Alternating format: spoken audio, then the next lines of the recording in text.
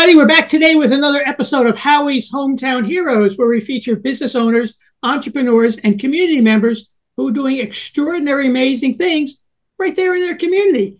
Today, we're in, you can't believe it, Heidelberg, Germany. Oh my God, that's like the other side of the world almost. We're here with Marjah Simon. She's a good friend of mine. I've met her in person here in the U.S., and she's got an awesome background that we're going to talk a little about that. What's really impressive to me, and I think pretty much everybody probably who knows her, is the military background that she has.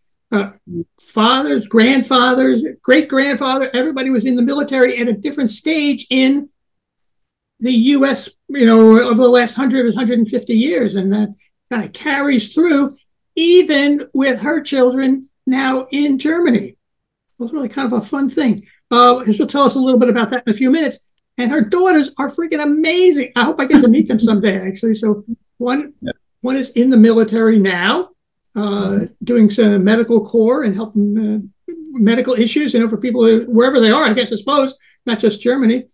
And another daughter in high school in Germany can speak English and German, and the big deal, an A in physics. Now, how many people can say that?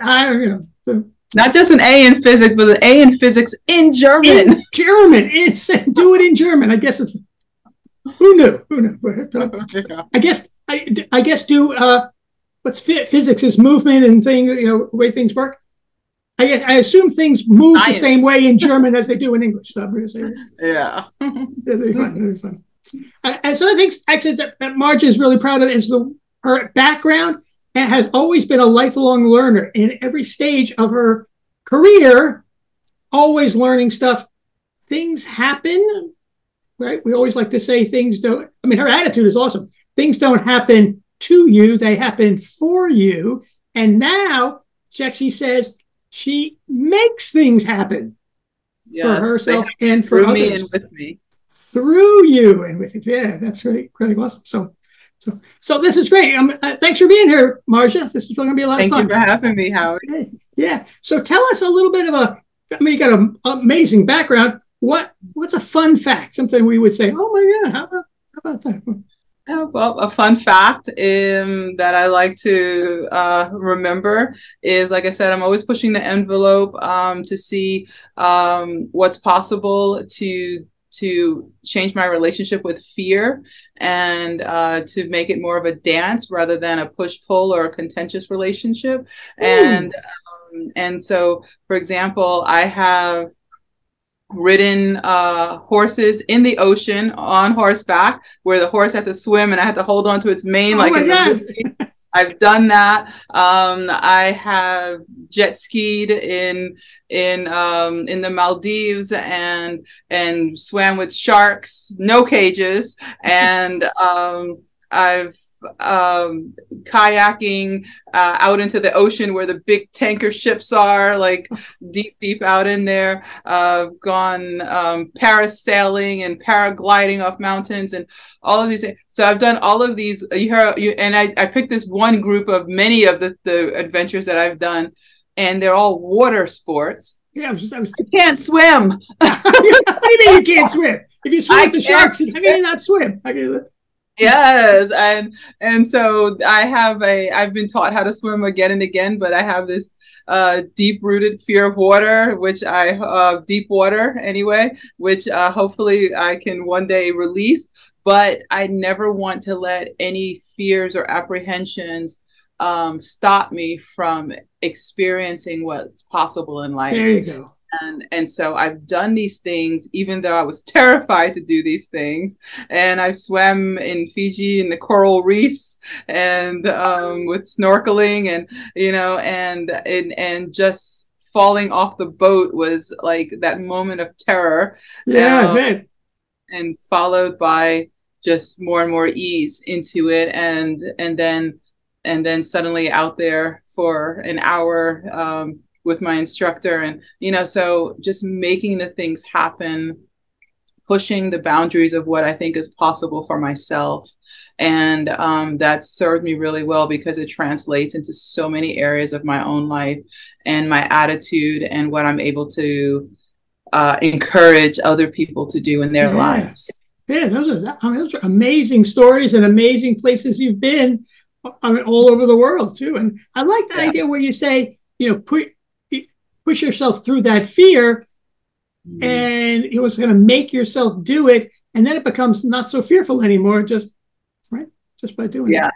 Yes, it's I in one of my courses on courage, I talk about fear is often a very loud dog barking, and as soon as you get up close, you see that it's an old feeble dog with no teeth.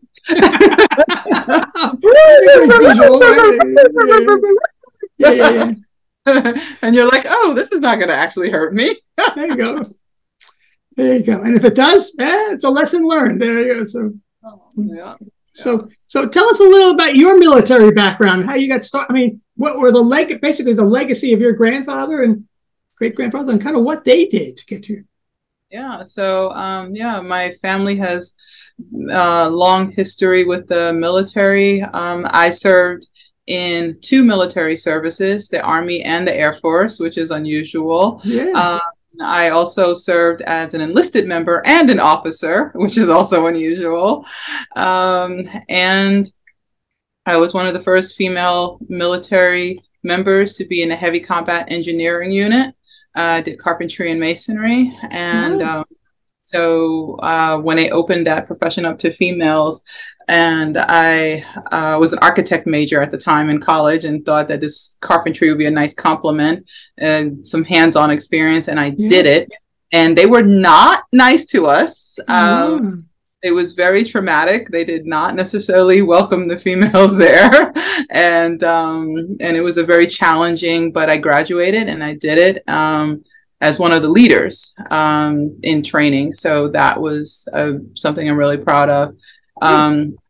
And after I got out of like I said, I was and then I put myself through law school and applied to the Judge Advocate General Corps and became an officer. I beat out thousands of people for very few spots. It's very competitive. And I served 2 tours as a JAG officer on active duty with the Army.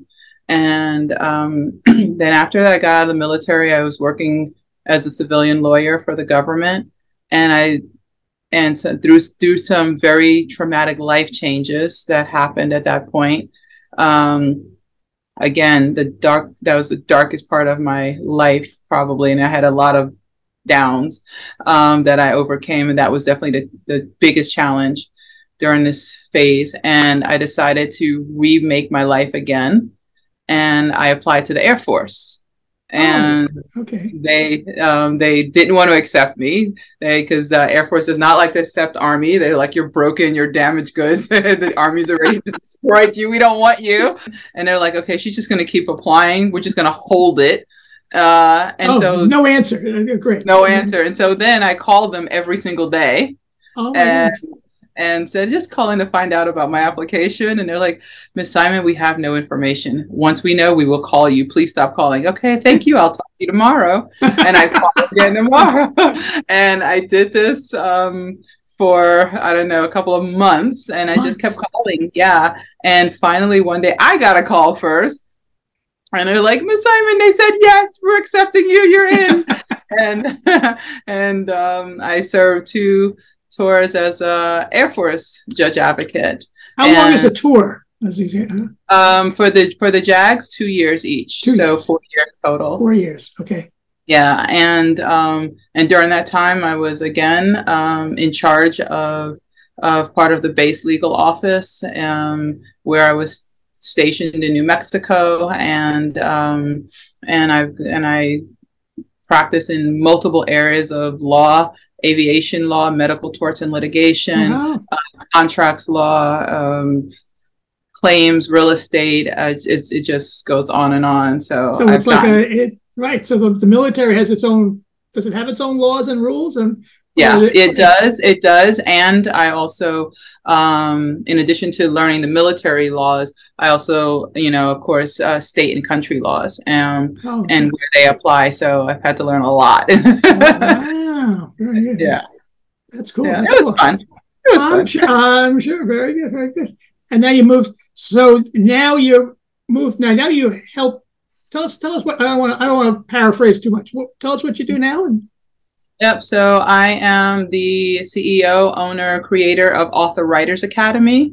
My team and I, we help successful, busy entrepreneurs become authors without having to write a word.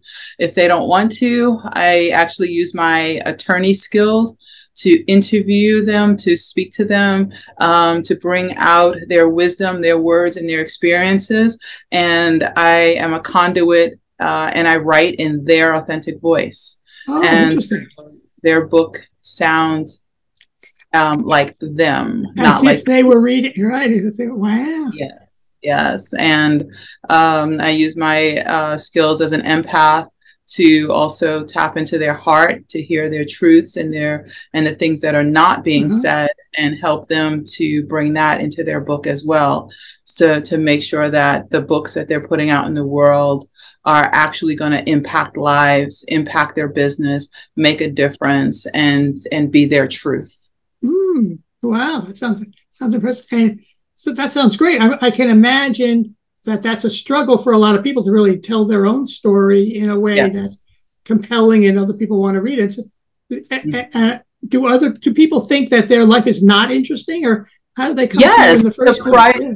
Yes, it's such a surprise to me how many people think mistakenly that they don't have a story to tell, or that they have a story but nobody's going to want to read it, or that they have to have everything in their life figured out before they can write their book. And I tell them, I say, first of all, you don't have to have it all figured out. That day will never come. So do it now. Otherwise, you're going to blink and you're going to be at the end of your life and it's still not done. Yeah.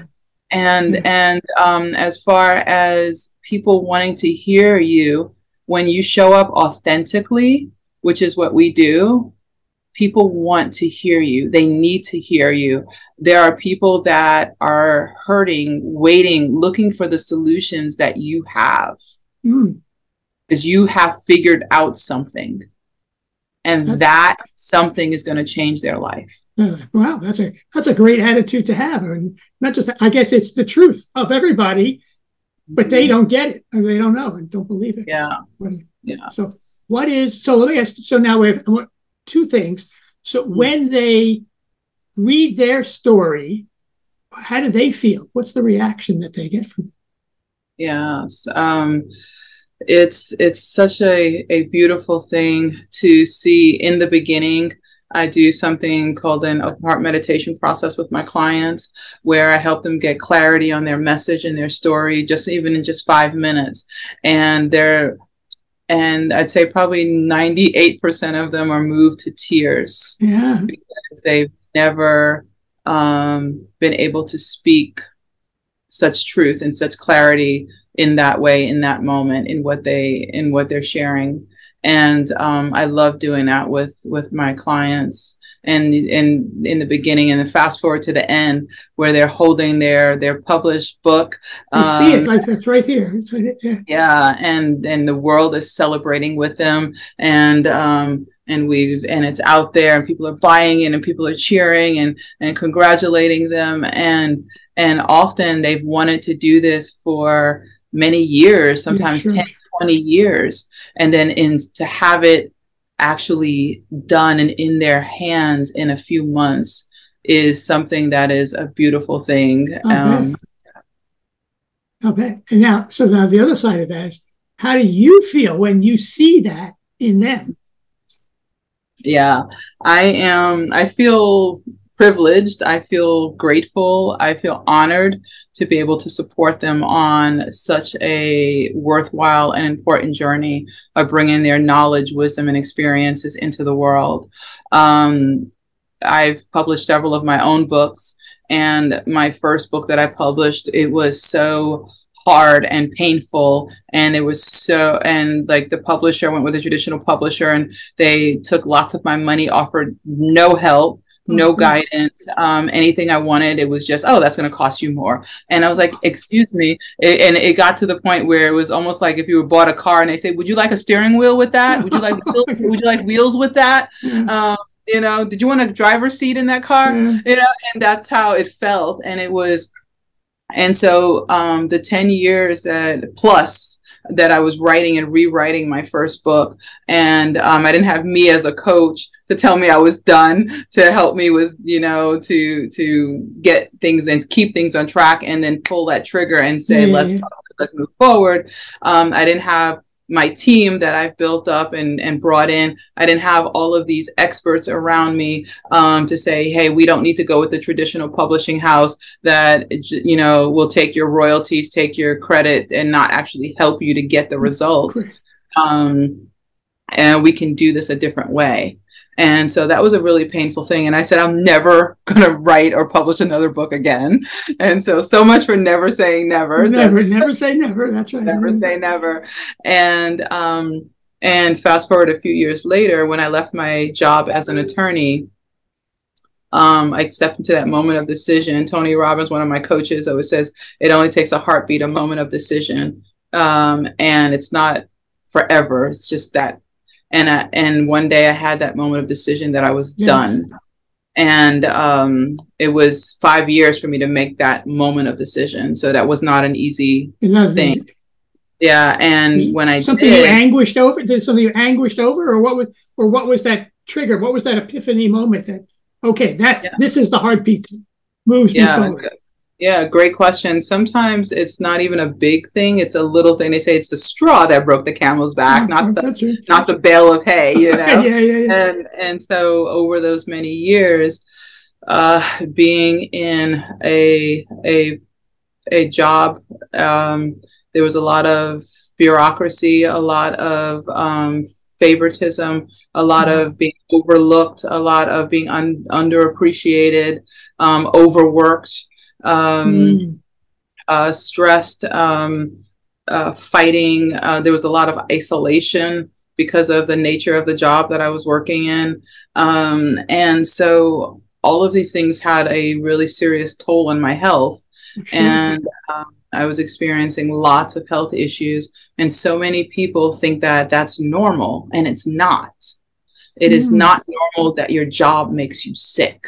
It is not normal that you dread Mondays. It is not normal that you live for the weekend so you could sleep or find some other reprieve and drown out your work. That is not. It's common, but it's not normal. Not normal. It's certainly not. But people live through that because they don't know another way or haven't quite got to that decision point. We've been fed this story that is normal, and it's just not. You know, what's normal is waking up every day in joy. What's normal is enjoying what you're doing. What's normal is knowing that whatever your purpose is, what lights you up and makes you feel worthwhile in the world is what you're doing every day. The real world, right? That's what's real. Yeah, that's cool. We sometimes talk about the real world. You know, if you're in a place that, like last weekend, you know, we're in New Jersey for the weekend, and you were still home. We commented that where we were. I guess I had commented to someone that how are we going to carry the energy and love from this weekend into the real world? And she responded with, "No, this is the real world. This is everything the real out there is artificial." Yes, exactly. I thought it was a great answer. Yeah. Exactly.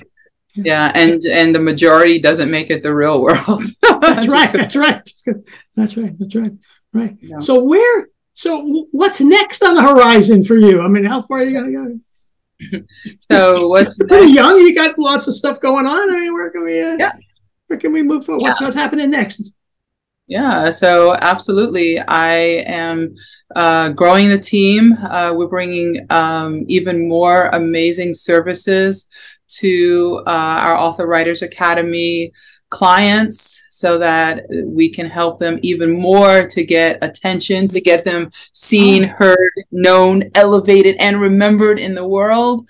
And so lots of surprises coming up, which I'm really excited about.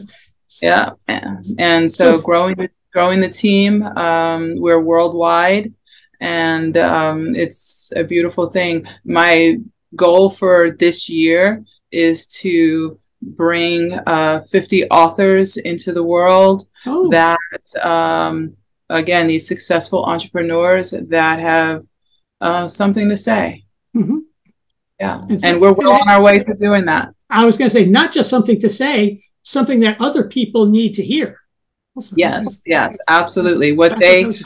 Trust me, what they have to say, other people need to hear. Yeah.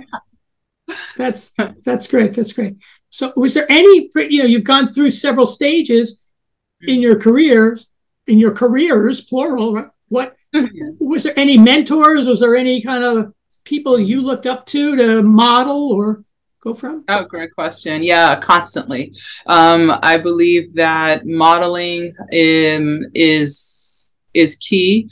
Having mentors, coaches, guides, absolutely a necessity if you want to transform your life, if you want to be something, do something, give something, and experience something that you have not before.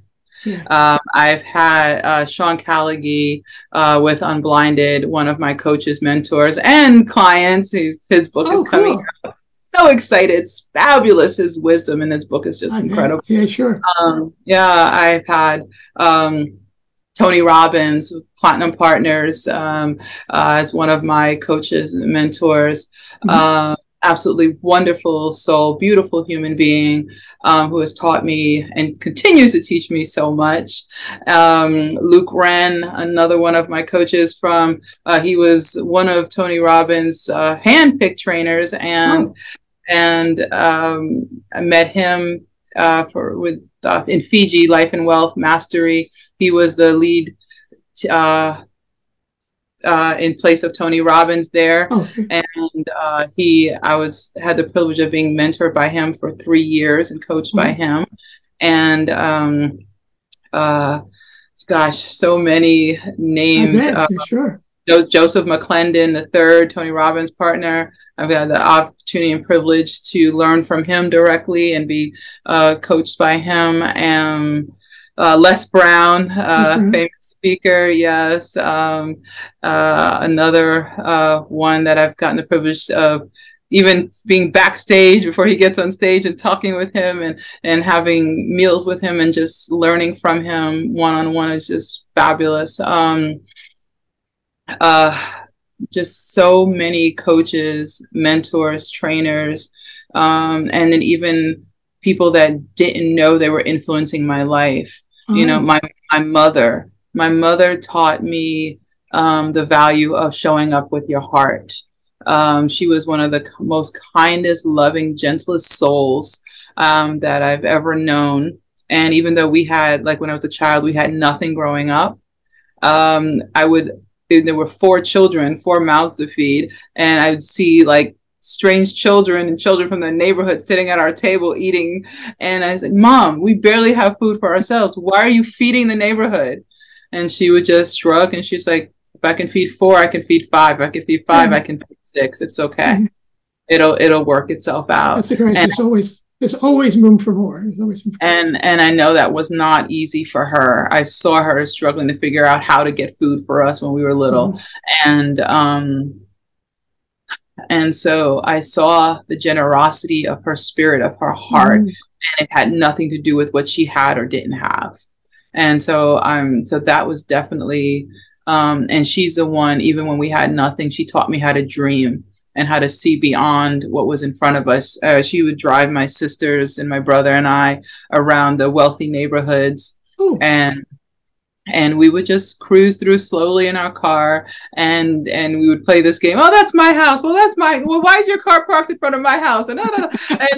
And they would have their windows, their curtains open, and we'd see these big, beautiful homes and the green lawns and just a very different lifestyle. And while she didn't know how to get us there, she knew that if she showed us what was possible, we could find our way there.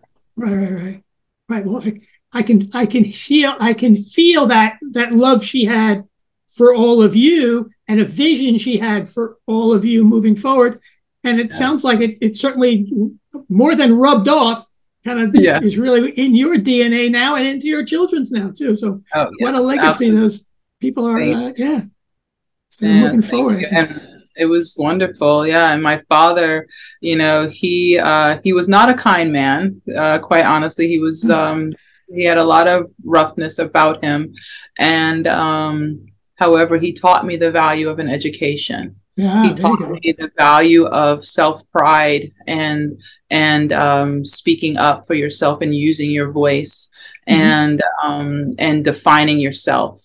And so I'm grateful for the gifts from both of my parents. Right. And accepted. I really, you know, what I'm also feeling is that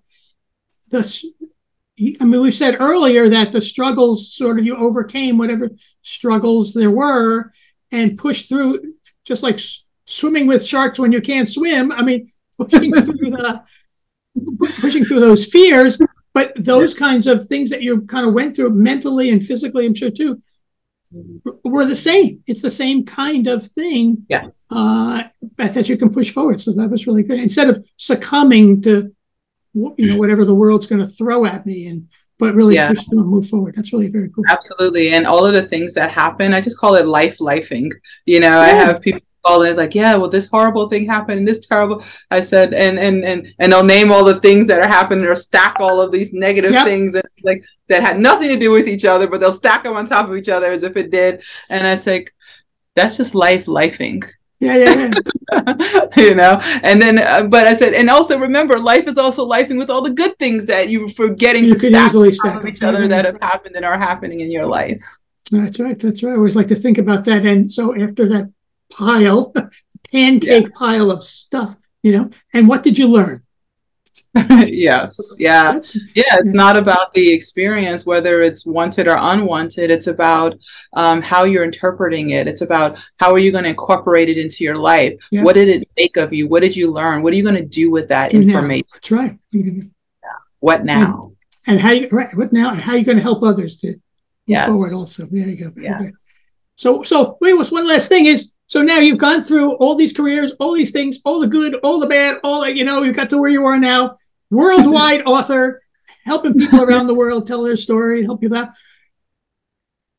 Did you get here by, how much do you think was hard work, tenacity, pushing through those fears, and how much was maybe a little bit of luck? I don't believe in luck. You tell me. Yeah, I don't believe in luck, quite honestly. I believe that everything is happening, like I said, for us, through us, with us, that we are creating our own realities. I forget who it was, maybe Zig Ziglar or one of those guys way back there. He said, I said something about we're all self-made, but only the successful will admit it. And like we said earlier, it's, life happens to us all. It's about what we're going to do with that. And if I told you the myriad of things that I've had to go through and overcome, if some people would say, oh, she's not lucky, or if I said, hey, you could have my life, but you'd have to do and deal with all of that other stuff. Yeah. And they would go, and I've actually had that conversation with, I said, would you like to trade places with me? And after they know that, they go, no. No, I'll stick with what I got. Yeah, exactly. And so, when we're looking at the end result or a snapshot in time of somebody's life, remembering that is just a snapshot, that is just a moment in time, and whether it's good or bad, wanted or unwanted, it'll change. So that's right. Don't even worry about it. Very cool. Well, this has been awesome, Marjah. I'm really looking forward to seeing you in person. I hope sometime later this year, maybe we'll absolutely together. So everybody out there, if there's someone who is amazing and extraordinary as Marjah, let me know. We'll bring them on the show and let them tell their story that other people need to hear. So just remember, so whether it's your family, your business, or your organization, it's money that make those gears keep turning. make sure your money is working for you the most optimal way it can. Thanks for being here, Marjah. Thank you for having me, Howie. This was amazing. So good seeing you again. You too. You too.